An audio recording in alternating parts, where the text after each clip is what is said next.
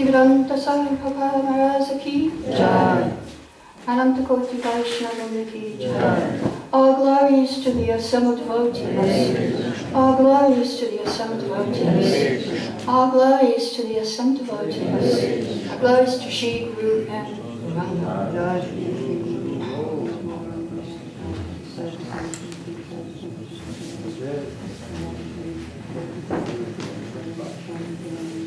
Om Namo Bhagavate Vasudevaya. Om Namo Bhagavate Vasudevaya. Om Namo Bhagavate Vasudevaya. A reading from Srimad Bhagavatam, Canto 7, Chapter 14, Text 10, Ideal Family Life. Jivargam nati krichena Vajeta grihamedyapi Yatha desham yatha kalam Yavat daivo papaditam Chant. Jivargam nati krichena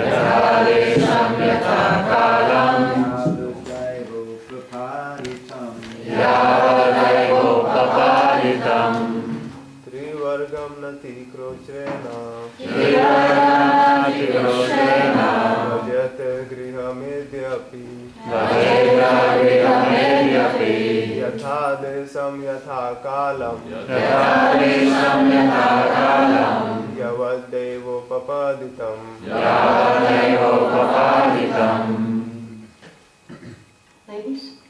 Jivargam nati krichena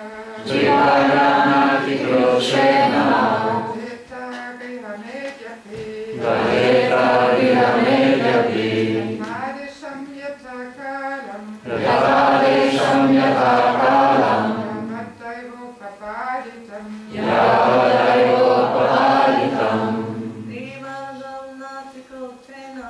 Jivargam nati krichena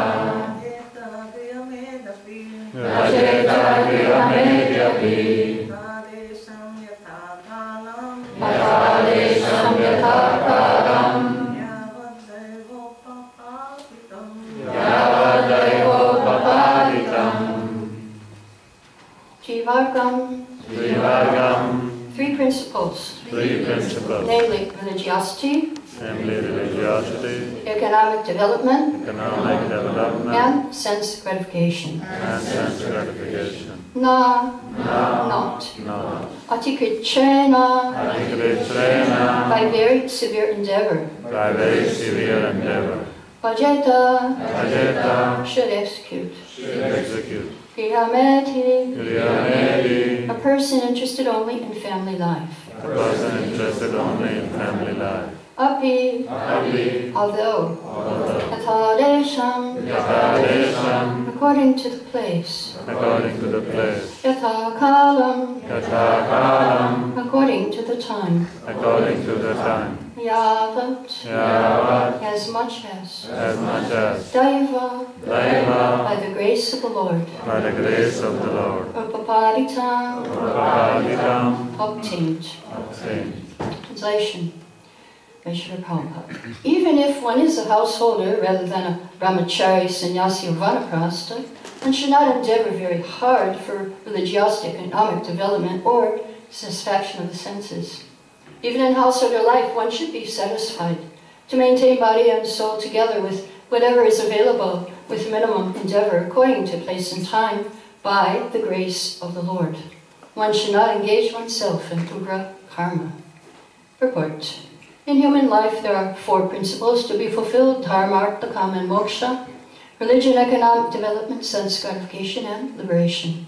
First, one should be religious, observing various rules and regulations. Then, one should earn some money for maintenance of his family and satisfaction of his senses.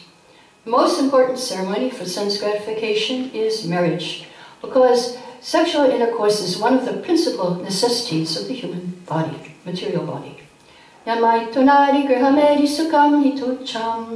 Although sexual intercourse is not a very exalted requisite in life, both animals and men require some sense gratification because of material propensities. One should be satisfied with married life and not expend energy for extra sense gratification or sex life. As for economic development, responsibility for this should be entrusted mainly to the Vaishyas and Grihastas. Human society should be divided into varnas and ashrams: Brahmana, Kshatriya, Vaishya, Shudra, Brahmacharya, Grihastha, Vanaprastha, and Sannyas. Economic development is necessary for Grihastas. Brahmana Grihastas should be satisfied with a life of Adhyapan, Yajan, and Yajan, being learned scholars, teaching others to be scholars, learning how to worship the Supreme Personality of Godhead Vishnu, and also teaching others how to worship Lord Vishnu, or even the demigods. A Brahmana should do this without remuneration, but he is allowed to accept charity from a person whom he teaches how to be a human being. As for the Kshatriyas, they are supposed to be kings of the land, and the land should be distributed to the Vaishyas for agricultural activities, cow protection, and trade. Shudras must work. Sometimes they should engage in occupational duties as cloth manufacturers, weavers, blacksmiths, goldsmiths, brassmiths, and so on. Or else they should engage in hard labor to produce food grains. These are the different occupational duties by which men should earn their livelihood, and in this way human society should be simple. At the present moment, however, everyone is engaged in technological advancement, which is described in Bhagavad Gita as ugra karma, extremely severe endeavor. This ugra karma is the cause of agitation within the human mind. Men are engaged in many sinful activities and becoming degraded by opening slaughterhouses, breweries, and cigarette factories, as well as nightclubs and other establishments for sense enjoyment. In this way, they are spoiling their lives. In all of these activities, of course, householders are involved. Therefore, it is advised here, with the use of the word api, that even though one is a householder, one should not engage himself in severe hardships. One's means of livelihood should be extremely simple. As for those who are not grihastas, the brahmachari, vanaprastha, and sannyasis, they don't have to do anything but strive for advancement in spiritual life. This means that 3/4 of the entire population should stop sense gratification and simply be engaged in advancement of Krishna consciousness. Only 1/4 of the population should be grihasta, and that should be according to laws of restricted sense gratification. The grihastas, vanaprasthas, brahmacharis, and sannyasis should endeavor together with their total energy to become Krishna conscious.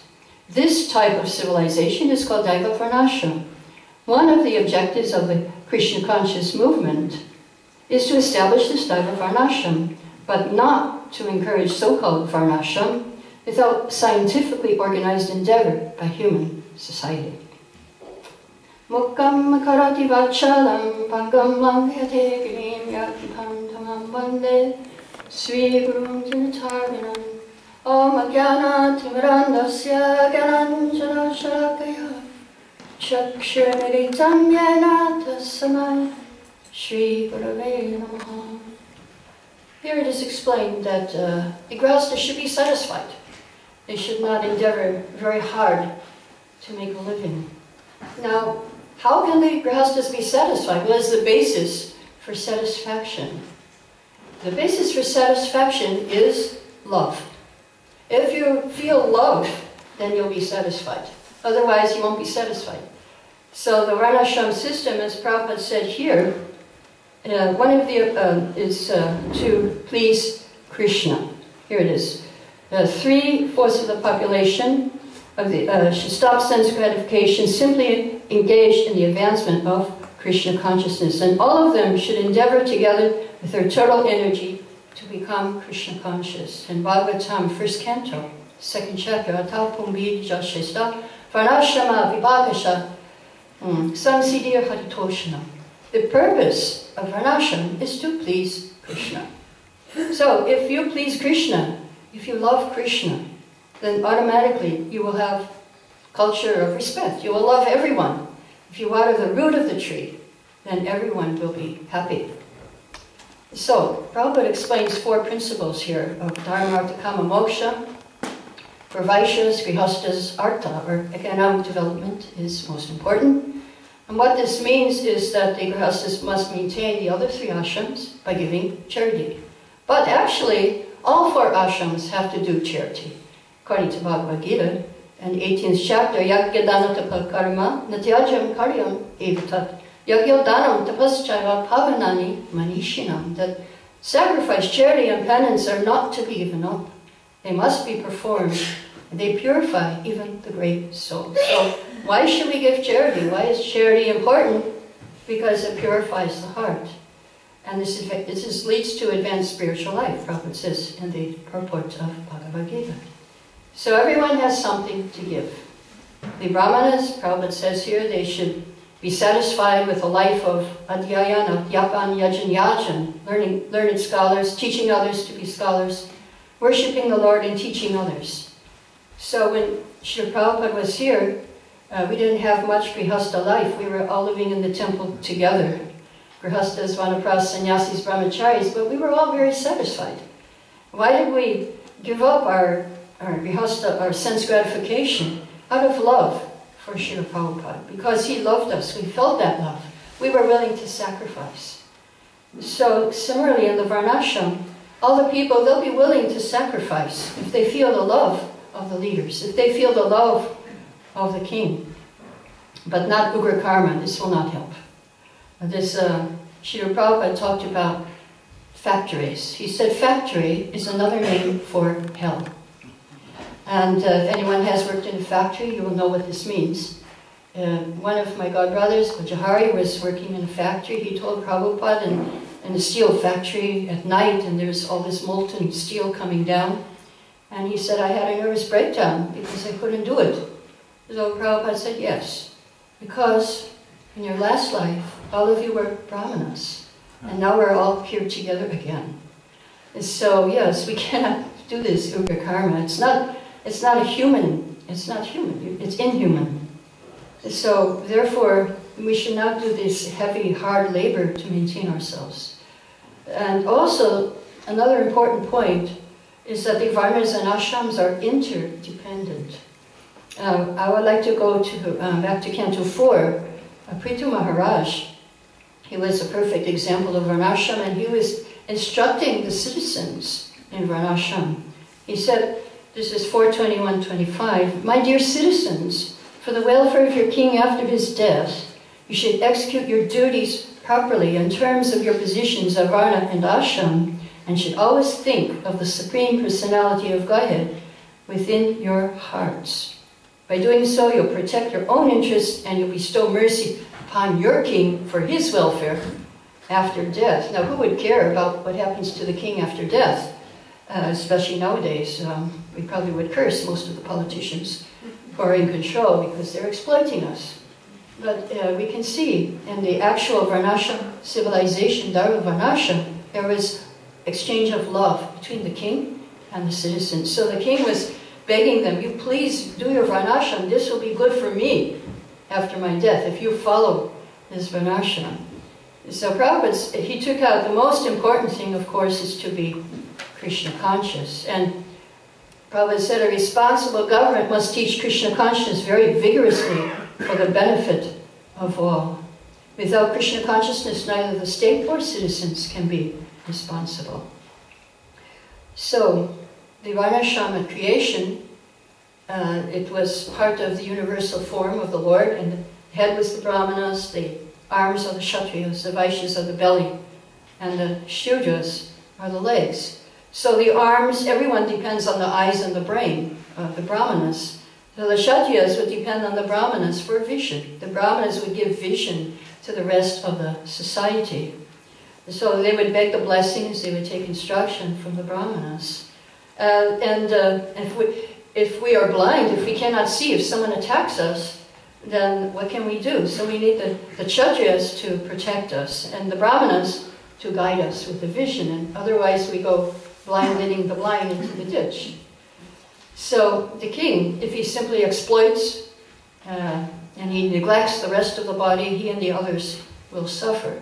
Srila Prabhupada told a story about the hands were on strike. We don't want to feed the stomach, we're going to eat ourselves. We're going to eat the food ourselves. And they tried very hard, but then they started getting really weak, and they thought, maybe we should feed the stomach after all. So if we try to enjoy without Krishna consciousness, which even Varnashram, it will not be very helpful. So yesterday, Madhavananda Prabhu was explaining that Vedic culture can elevate even the smallest creature. It includes all the insects and animals. But not only that, the Vedic culture includes the rivers, the mountains, the hills. When Yudhishthira was king, then not only the citizens were part of the Vedic culture. There's a verse in 1st Canto, 10th chapter, the rivers, oceans, hills, mountains, forests, creepers, and active drugs in every season paid their tax quota to the king in profusion. Did you know that? They had to give taxes too. The oceans, everyone. And because there was a Krishna conscious king, they were very happy to do that. And I think the ecologists would appreciate this. That's very popular nowadays, ecology.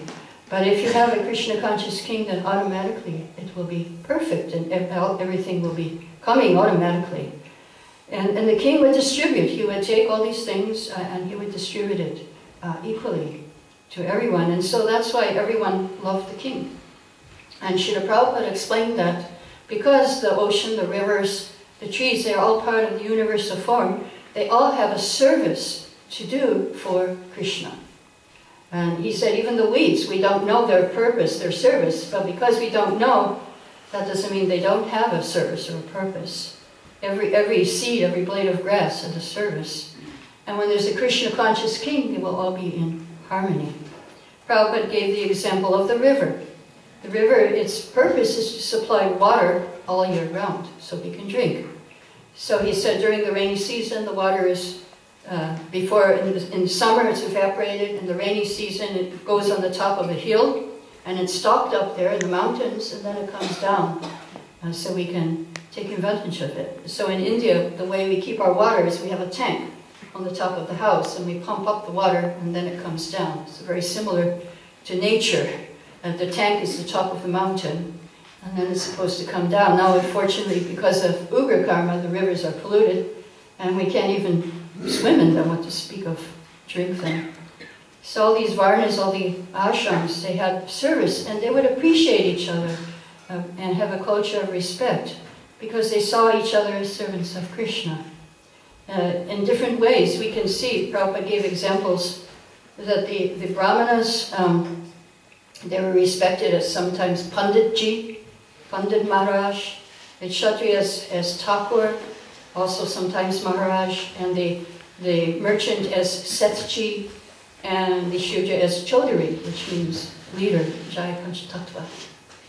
So if you study the scriptures, you will see how, if a Kshatriya meets a Brahmana, how would he greet that Brahmana? So Maharaj Dasharath, the father of Lord Ram, he received Vishwamitra, and he said to Vishwamitra, Ahistam yatta punarjanma jayaya. How are you doing in your endeavor to conquer the repetition of birth and death? Because Brahmanas, they want to get out of this world, they want spiritual advancement. So that was the question he asked to Vishwamitra. And Srila Prabhupada in a lecture, he said that the Brahmana doesn't go to construct his big house, he simply constructs his character. So that is what you look for in the Brahmana. You don't look, what he's doing. You look at his character. And the Kshatriyas and Vaishyas, they say, please, come, sit here. Sit in this house. You can sit here in this house. Then Prabhupada said in this lecture, this was actually a room conversation in Mauritius, he said, and if he can't be a Brahman, let him become Kshatriya. And if he can't be a Kshatriya, let him be a Vaishya. Otherwise, let him remain Shudra. There should be an ideal class. And we are trying to create an ideal society of Brahmanas. And that's why he put us all together in the temple. We were all living together. And he expected all of us to be Brahmanas. So that was our training in the early days. Now, suppose you're meeting a Kshatriya. How would you greet a Kshatriya? That's given in 6th canto, chapter 14, verse 7. Angira Muni was meeting Chitraketu. And he was saying, I hope your body and mind is good in your royal associates and paraphernalia. And your guru, a king, is protected by 7 elements. Your guru, your ministers, your kingdom, your fort, your treasury, your royal order, and your friends. So when you meet a Kshatriya, you should ask, well, how's your kingdom? How's your treasury doing? Kind of things. So then if you meet a Vaishya, of course nowadays it would be how's business. But there is an example of Vasudeva, a Kshatriya, meeting Nanda Maharaj, a Vaishya. When he met him, when Nanda Maharaj went to Mathura to pay taxes, he met with Vasudeva, his friend. So Vasudeva said, please tell me about the welfare of Vrindavan. You have so many animals. Are your animals happy? Are they getting enough grass and water? And let me know whether the place where you're living is undisturbed and peaceful. And so the importance, he asked about the cows. How are your cows? How are they doing? Are they happy? Are you peaceful? And it was his duty to give protection to the Vaishyas. And Prabhupada points out in the purport, the cows are as important as the citizens. So that's why he asked, how's your cows? Now, if you meet a Shudra, what should you say? I guess nowadays it's just, how are you? Because you is the most important thing. And you can mean many things, but usually the answer is, yeah, well, you know, I got fever last night. And so you means the body generally, but it can also mean, how's your mind, or things like that. There was mutual respect. The Shudras, their center is kama, or sense gratification. So if you get a Shudra on top of the government, then he will say, okay, like I remember there was a president in the 50s when I was a student in America. And he was saying, yes, if I become president, I will give a chicken in every pot and 2 cars in every garage. So that was his sense kama, sense gratification. If you get a Vaishya on the top, then okay, we will have a lot of economic development. If you get a Kshatriya, then justice, righteousness, dharma will be there. Of course, nowadays, who knows? We will win the war against all these other countries. And if you get a Brahmin on the top, then you will have spirituality. Spiritual advancement will be the goal. So this is the Varnashram, of course, the Brahmanas were on top and the Kshatriyas would take advice from them. The Srila Prabhupada, we had our Pradumna. He was respected by Prabhupada with the title Panditji. Panditji, you are a great Pandit, because he was Prabhupada's Sanskrit scholar. So Sridhar tells a story that when he was first with Prabhupada, sometimes he would ring his bell, and when Sridhar came in the room, he would ask, where is Panditji? This was a very affectionate term. After several months, his Sanskrit editor is not always readily available. So Srila Prabhupada would then call me to his room and ask, where is Banditji? He changed Pandit to Bandit.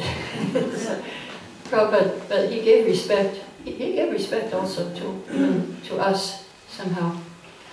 So how do we greet a devotee?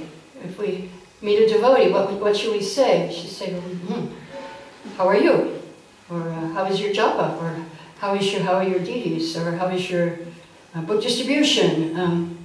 Actually, recently I was talking with one disciple of His Holiness Jayapataka Maharaj, and she was telling, yeah, he asked me, how am I? And I was telling him all my troubles, and he said, no, I mean, how's your preaching? So that was what he was telling her, how's your preaching? And that's a lot of His Holiness Jayapataka Maharaj's disciples have that same question. They ask their guru something, he'll say, how's your preaching? Okay. Anyway, so this is, we greet devotees in different ways with respect. But everyone is needed. The Shudras are needed, Kshatriyas, Vaishyas, and we all depend upon one another. That we need the arms, we need the mouth, we need everything. So this is Daiva Varnashram. Prabhupada says at the end of the purport, this type of civilization is Daiva Varnashram, that everybody together tries to become Krishna conscious. So I'll just tell you briefly, I have a chart here, which I got from Bhakti Sangam magazine. And it talks about 3 kinds of Varnashram, dharma. There is the Daiva Varnashram, there is the Asuric, the materialistic, and there is spontaneous. So Daiva Varnashram has a different goal than the others, to allow members to please the Supreme Lord, cooperate, help each other advance. The Asuric, the demonic Varnashram, they want to organize society, promote social prestige, and help people advance to higher planets. That's in the old days. Spontaneous Varnashram is to preserve the order and material comfort of the higher classes. Spontaneous means that what we see in society nowadays around the world, that they want the higher classes to actually develop. And what is the basis of the Varna? In the spontaneous, it's your money and perhaps your family, if you're born in an aristocratic family who owns banks, who owns different things. And the Asuric Varnashram, the basis was your birth. Again, what is your birth? And the Daiva Varnashram is your character, your qualities, your training, and your work. That's how they would determine which Varna you belong to. And the highest position in the Daiva Varnashram was the Brahmana, or the self-realized soul, actually.